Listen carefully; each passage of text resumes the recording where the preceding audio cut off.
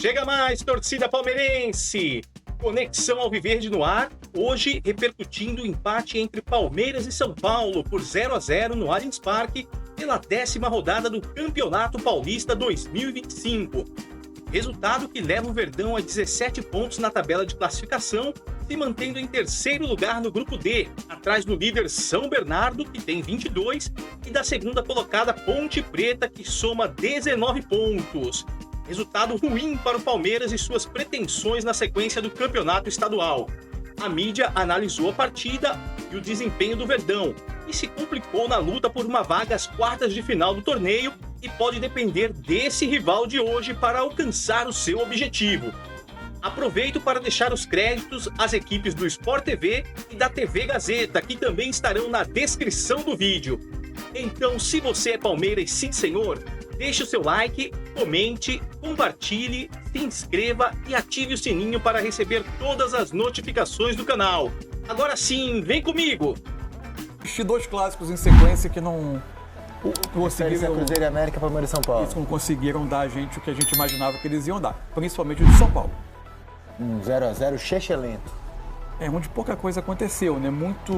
Os dois times muito preparados para anular os adversários e com muito pouca solução para construir jogadas. O que a gente viu foi um jogo que só cresceu no final pela necessidade do Palmeiras, foi acumulando atacantes, tentando, de novo, dependente de lançamento na área, tentando jogar a bola na área do São Paulo, mas sem aquelas raríssimas sensações claras de gol. O jogo ficou muito abaixo do que a gente podia esperar, até pela qualidade dos jogadores que estavam em campo.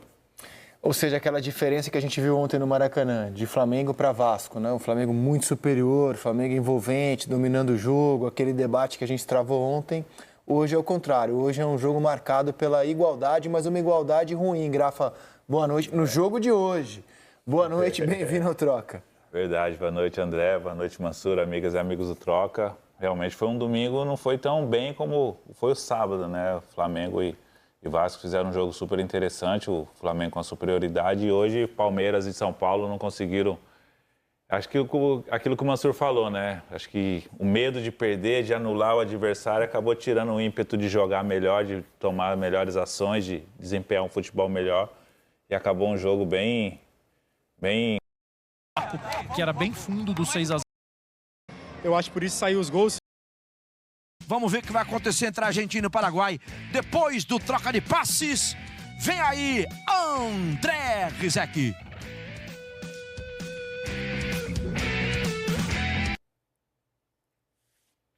Obrigado, Adinei. Boa noite, Brasil. Bem-vindos ao Troca de Passes, começando agora com grafite com Carlos Eduardo Mansur, para a gente falar dos jogos desse domingo nos campeonatos estaduais. Tudo bem, Mansur? Boa noite. Boa noite, Rizek, grafite, todo mundo que assiste Troca.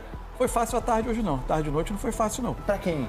Para quem foi assistir 2 clássicos em sequência que não conseguiram... Cruzeiro e América, Palmeiras e São Paulo. Eles não conseguiram dar a gente o que a gente imaginava que eles iam dar, principalmente o de São Paulo. 0-0, chechelento. Onde pouca coisa aconteceu, né? Os dois times muito preparados para anular os adversários e com muito pouca solução para construir jogadas. O que a gente viu foi um jogo que só cresceu no final pela necessidade do Palmeiras, foi acumulando atacantes, tentando, de novo, dependente de lançamento na área, tentando jogar a bola na área do São Paulo, mas sem aquelas raríssimas sensações claras de gol. O jogo ficou muito abaixo do que a gente podia esperar, até pela qualidade dos jogadores que estavam em campo. Ou seja, aquela diferença que a gente viu ontem no Maracanã, de Flamengo para Vasco, né? O Flamengo muito superior, o Flamengo envolvente, dominando o jogo, aquele debate que a gente travou ontem. Hoje é o contrário, hoje é um jogo marcado pela igualdade, mas uma igualdade ruim. Grafa, boa noite. No jogo de hoje, boa noite, bem-vindo ao Troca. Verdade, boa noite André, boa noite Mansur, amigas e amigos do Troca. Realmente foi um domingo, não foi tão bem como foi o sábado, né? Flamengo e Vasco fizeram um jogo super interessante, o Flamengo com a superioridade, e hoje Palmeiras e São Paulo não conseguiram. Acho que aquilo que o Mansur falou, né? Acho que o medo de perder, de anular o adversário, acabou tirando o ímpeto de jogar melhor, de tomar melhores ações, de desempenhar um futebol melhor. E acabou um jogo bem modorrento, né? Como você colocou aí, Rizek. O Palmeiras tem 3 atuações com o time principal na temporada, as 3 achei boas, de né? bom nível, sim. Contra o Guarani, verdade. Contra o Corinthians, contra o Inter de Limeira. E o São Paulo vinha de uma sequência ruim, vinha de um jogo muito ruim contra o Velo Então, eu acho que o São Paulo vinha pressionado e o Palmeiras ia um pouco menos, né? Será que essa carga de tensão, apesar da classificação do São Paulo ser melhor, em termos de rendimento, o São Paulo vinha um pouco mais pressionado. Será que isso levou o jogo amarrado de hoje? Eu acho que tudo isso moldou um pouquinho o jogo. A situação do São Paulo não é só a situação em termos de classificação, ela era tranquila. Mas os questionamentos e a justa preocupação que devia estar na cabeça da comissão técnica sobre a questão defensiva, que provavelmente influenciaram na decisão do Zubeldia de ir para esse jogo com um sistema com 3 zagueiros, fazendo uma linha de 5 para defender. Muito encaixe individual e algumas perseguições, tentando ser um time mais seguro do que ele foi no meio da semana. No meio da semana, o São Paulo deixou muita preocupação sem bola. Não sei se é apenas a preocupação sem bola, uma mistura disso com a necessidade de administrar ali a questão física também pela quantidade de jogos. Ele não começa nesse jogo nem com o Lucas, nem com o Oscar. Eles entram no segundo tempo. A ver como será em jogos com um nível de exigência alto, que ele entenda que fisicamente precisa... que o jogo vai exigir muito e que ele precisa ser defensivamente mais sólido. Se entram os dois, se entra um dos dois e ele alterna, como ele vai gerenciar essa questão para o São Paulo competir. Fato que, pelo menos na tarefa de anular o Palmeiras, ele fez. O Palmeiras, por sua vez, vai para o jogo com aqueles encaixes individuais que são muito comuns dos times do Abel, e o jogo vira uma sucessão de duelos pelo campo inteiro, duelos quase individuais pelo campo inteiro. O que aconteceu no jogo? Para mim, houve boas soluções para tentar anular o adversário, mas pouca criação e pouca ousadia para romper com isso. Muitas vezes, diante da pressão, os times recorriam a uma bola longa para tentar uma disputa. O que podia romper esse equilíbrio? Uma jogada individual. O Palmeiras passou a ter, desde cedo no jogo, mais cedo do que se esperava, o Estevão, porque perde o Maurício por lesão no começo do jogo. Eventualmente, o Estevão tentando alguma coisa. O São Paulo tentando na ligação para o Caleri e para o André, que jogadores que conseguem sustentar um pouco mais a bola. O jogo ganha um pouquinho, alguma mudança a partir das trocas no segundo tempo. O Zubeldia coloca o Lucas primeiro. Primeiro lance do jogo, o Lucas, em tese, do jeito que o Palmeiras joga, teria o Mike encaixando com ele. Primeiro lance é uma bola alta, o Mike vai disputar essa bola na cabeça, deixa o Lucas escapar. O São Paulo tem a melhor chance dele no jogo. O Everton faz uma defesa bastante importante. O Abel responde, ele coloca o Marcos Rocha por ali, para ter um jogador mais descansado para conter o Lucas. Depois o Zubeldia muda o Lucas de lado, põe o Lucas para jogar do lado direito com a entrada do Oscar. E aí o Palmeiras começa a tentar assumir um pouco mais de riscos para tentar fazer o gol. A ponto de, faltando 5 minutos para acabar o jogo, um pouco mais do que isso, quem sente uma lesão é o Gustavo Gomes. No lugar do Gustavo Gomes, ele coloca o Thales, que é centroavante. Termina o jogo com 2 centroavantes na área, o Thales e o Flaco, mais Facundo Torres, Alan e Estevão por trás.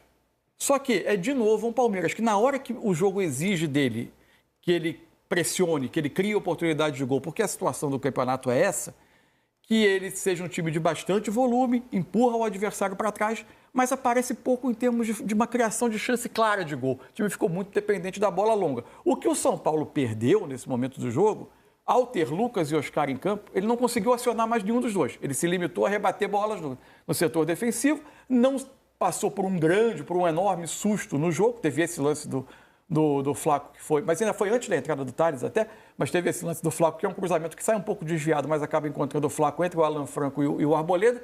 Não acaba não passando nenhum outro grande susto. Aí o lance do Lucas que eu me referia, foi um dos últimos lances do Mike no jogo. Ele vai para a disputa no alto, o Lucas escapa, que era o encaixe dele, acaba escapando, tem essa chance, depois o Abel faz a troca. O fato é que mas também o São Paulo não conseguiu mais ligar muito o ataque e viveu de defender. O empate deixa o São Paulo numa situação bastante confortável.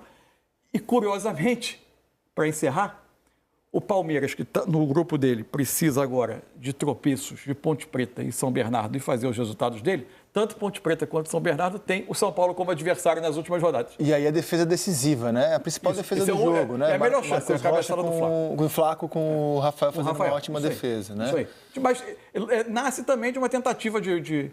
Agora, o cruzamento sai em uma situação melhor do que os outros cruzamentos que o Palmeiras vinha fazendo, porque no início da jogada o Estevão, numa condução individual, desequilibra a marcação do São Paulo, dá a bola no Aníbal, que caiu pelo lado direito, e aí o Palmeiras consegue fazer um cruzamento com uma situação melhor. Claro, campeonatos estaduais, embora muita pressão já em cima dos times, o Palmeiras saiu de campo vaiado hoje. O Palmeiras saiu de campo vaiado pela sua torcida hoje. O São Paulo não tinha torcedor lá, mas a gente sabe que a torcida do São Paulo está descontente pela sequência. São Paulo perdeu do Bragantino, tendo um jogador a mais no segundo tempo. Empatou com o Velo, tendo também uma superioridade, e aí deixa o Velo empatar. E agora empata com o Palmeiras. A situação é cômoda em termos de classificação, mas são 3 jogos sem vencer, rendimento questionado do time do Zubeldia. A essa altura é mais importante que a classificação, claro, o rendimento, Palmeiras projetar vaiado. a temporada. E curioso, assim, curioso apenas. Eu acho que os clubes têm mais que manejar elenco, descansar. Os times têm feito de uma maneira em geral. Mas curioso que no Clássico a gente tem a Estevão no banco, e os 2 melhores jogadores do São Paulo, o Lucas e o Oscar, também saindo do banco. É só uma curiosidade, não estou dizendo que eles estão errados, não. É só uma curiosidade. Mas Isaac, é o normal, porque é 35 dias de preparação. Os caras se apresentaram dia 8. Então, mas nem os clássicos estão sendo tratados assim. Eu vou descansar, porque eu vou descansar meu time contra o Velo, por exemplo, para encarar o Palmeiras com força máxima. Isso não está rolando. Acho que contra o Velo teve um equívoco ali do Zubeldia, né? Porque ele poderia colocar ele pensava em poupar contra o Velo para jogar com a força máxima com o Palmeiras. E o não tendo o resultado de contra o Velo proporcionou ele entrar com um time mais alternativo perder hoje. Perder para o Bragantino pode ter pressionado ele a escalar um time titular contra o Velo, e aí o São Paulo se desgastou com 2 jogos seguidos com o time titular. É mais ou menos isso que você está querendo dizer? Velo e hoje. Não, mas antes do Velo teve o Bragantino com o time reserva. O Bragantino com o time reserva. Ou seja, é aquele negócio. As equipes estão com 30 dias de preparação, era para as equipes estar começando a desenvolver agora, um futebol melhor agora, e o que eu vejo que está acontecendo, as equipes estão se soltando mais, os jogadores estão melhores preparados fisicamente, tecnicamente, a tendência é melhorar. Que agora é o real começo da temporada, que vai começar a Libertadores, Copa do Brasil, daqui a pouco começa o Campeonato Brasileiro. Mas eu não entendo essa pressão por parte dos torcedores, até por parte nossa da imprensa mesmo, de bom resultado dos clubes. Não é dizer que não importa o ganhar ou perder. Evidente que tem coisa ali em jogo, tem uma tradição dos estaduais. Em geral, eles são decididos por clássicos, e a gente sabe que isso fala muito com a arquibancada. Por isso, essa é uma das razões pelas quais a gente não devia ter esse tipo de campeonato colocando tantos jogos no calendário, porque a gente sabe que eles têm implicações no futuro dos clubes. Agora, para mim, os treinadores têm feito um papel que os clubes falham em fazer, que é uma comunicação clara das suas intenções. Por mais que nem sempre isso vá funcionar e isso vá sustentar, eventualmente, as pressões, que os dirigentes, alguns vão sucumbir a elas, e a gente sabe como o ano caminha, pelo menos eles têm colocado, muitos deles claramente, o Abel fez isso claramente, o Felipe Luiz fez isso claramente no Flamengo, que não irão sacrificar a temporada em função de um jogo que cause mais pressão no campeonato estadual ou de uma classificação, embora que eu acho que é algo que faz muito sentido. Só uma coisa que é importante, essa temporada ela vai provocar no futebol brasileiro, em termos de planejamento, especialmente para essa largada de temporada, um desnível grande entre quem vai ao Mundial de Clubes e quem não vai. Porque num calendário tão insano e tão sufocante, você ter um mês de parada em que você pode dar um descanso, eventualmente de 15 dias, ter mais 1, 2 semanas de preparação para depois voltar à atividade, faz muita diferença em relação a quem, no meio dessa maratona de jogos, em vez de ter um mês de parada, vai viajar aos Estados Unidos, fazer jogos e quando voltar, eventualmente, tomara que voltem já numa fase adiantada do Mundial, quando voltarem já estarem às vésperas de jogar de novo pelo Campeonato Brasileiro. Isso vai fazer muita diferença. Então, esse planejamento de início de ano para um clube como o Palmeiras, para os 3 do Rio que vão ao Mundial, é muito mais delicado do que para outros clubes do Brasil. Porque eles vão ter é como se a temporada deles tivesse 5 meses e depois tivessem outros 5 meses para terminar. E vão para os Estados Unidos numa época bem quente, né? Com calor, os jogos vão ser disputados em temperatura alta. Copa América ano passado? Pegar os times fraquinhos lá, né? As temperaturas que estavam. Eu passei muita informação, só para passar a régua, não fica nada confuso. O Palmeiras, pelas nossas contas aqui, ele jogou 4 partidas com seu time principal, não todos os jogadores, mas o time principal, o Estevão hoje, por exemplo, saiu do banco. Esses 4 jogos foram 2 empates com Corinthians e São Paulo. Eu acho que o Palmeiras jogou melhor do que o Corinthians e melhor do que o São Paulo. Foi superior a São Paulo hoje de novo. Ganhou do Guarani e ganhou da Inter de Limeira. São os 4 jogos com o time... O jogo tinha propostas diferentes. Acho que o jogo teve um nível de equilíbrio. Não foi um domínio. Se tivesse que apontar quem jogou melhor, eu diria que o Palmeiras. Mas assim, são os 4 jogos. E o Palmeiras está numa situação que não é boa de classificação. E o São Paulo, que está confortável para se classificar, vem de 3 jogos sem vitória. A derrota para o Bragantino no sábado passado, com o time reserva e um jogador a mais no segundo tempo. O empate muito ruim com o Velo no meio da semana, muito ruim a atuação do São Paulo, e o jogo de hoje. E os dois times pressionados. A gente ouviu as vaias dos palmeirenses porque era torcida única. Certamente os são paulinos também estão vociferando nos fóruns adequados hoje, que são as redes sociais, também não estão felizes. Acho que os dois times têm uma pressão aí nesse começo de temporada meio óbvia, e a gente agora mostra a classificação do Campeonato Paulista, grupo a grupo para vocês. E a gente fecha o assunto aqui do Paulistão. O Corinthians, que ontem empatou com a Portuguesa, tem a melhor campanha do campeonato, tem 26, Mirassol é o segundo colocado, com 2 jogos a menos. Esse é o grupo A, são os dois classificados, Corinthians e Mirassol. Corinthians terá a melhor campanha do grupo, embora não seja matemático ainda. Guarani e Bragantino estão muito embolados ali com Português e Santos. Esse grupo está muito aberto. O Santos já vai jogar na rodada, né? O Santos vai jogar. Os quatro vivos na briga por 2 vagas no grupo B.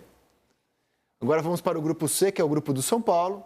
São Paulo tem 4 pontos de vantagem sobre o Novo Horizontino, são os dois na zona de classificação.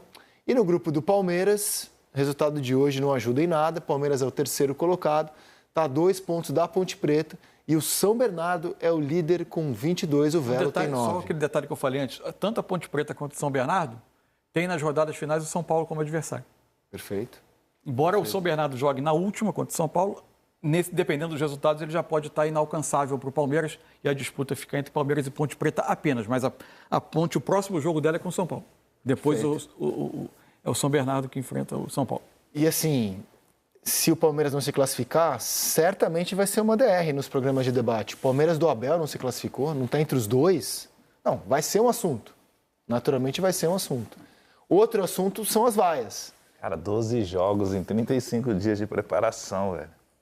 É muito jogo. Muito jogo. Muito jogo. Agora, um detalhe curioso, assim, eu sinceramente não sei o que isso, se é uma administração de alguma questão física, ou a tentativa de incluir um jogador que chegou agora e está entrando no ambiente do clube. O Palmeiras hoje repetiu a formação do jogo com a Inter de Limeira. E nas duas o Estevão começou no banco, com o Facundo Torres jogando.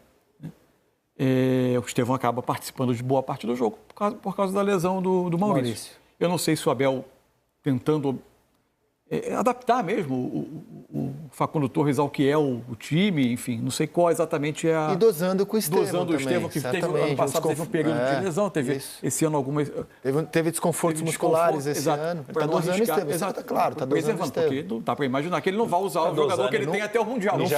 E já preparando um jogador para a vaga dele, né? E não faria o menor sentido pisar no acelerador com o Estevão. Não, se o Estevão tem algum desconforto... Porque essa é a política que ele deixou claro que ia fazer com o campeonato. Agora, sim, chama atenção, a torcida do Palmeiras é uma torcida crítica e chama atenção ver o time vaiado, né?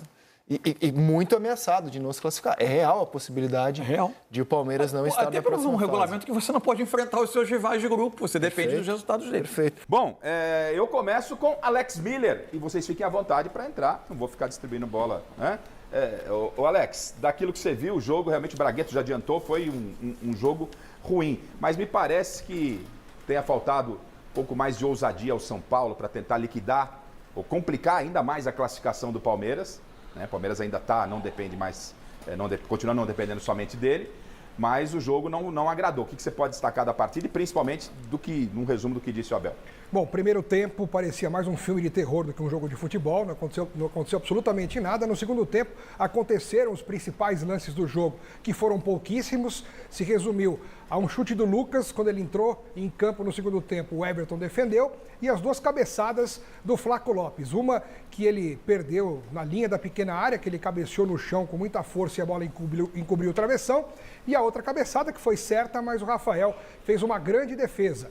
Um clássico muito pobre, talvez um dos piores choque reis que eu vi na minha vida. Paupérrimo de qualidade técnica, de inspiração. Os principais jogadores de cada time, principalmente do Palmeiras, que tentava tomar iniciativa, erraram tudo. O Rafael Veiga não acertou um cruzamento, não tentou chutar uma vez. O Rafael Veiga foi nulo no jogo e era o cara que poderia fazer algo diferente. O Estevão, que também é o craque do time do Palmeiras, né? Tecnicamente diferente, mas não acertou absolutamente nada. Tem o desconto que ele estava com amidalite, por isso que ele ficou no banco, mas aí entrou aos 2 minutos, 3 minutos, jogou o jogo inteiro e tentou, correu, mas também não acertou nada. Então foi um dia nulo, o 0-0 foi a nota do jogo e principalmente a nota do Palmeiras, que tinha a obrigação de ganhar. Tinha a obrigação de vencer e não conseguiu. Tinha classificação dependendo só de si e agora depende da Ponte Preta, que pega o São Paulo no Morumbi. Não sei que São Paulo que a Ponte Preta vai enfrentar. E aí, torcedor, o Palmeiras vai conseguir se classificar para a próxima fase do Paulistão? Deixe a sua opinião nos comentários. Eu, Porco Louco, vou ficando por aqui. E se você é Palmeiras, sim senhor, deixe o seu like, comente, compartilhe com os amigos, se inscreva e ative o sininho para receber todas as notificações do canal. Avante palestra!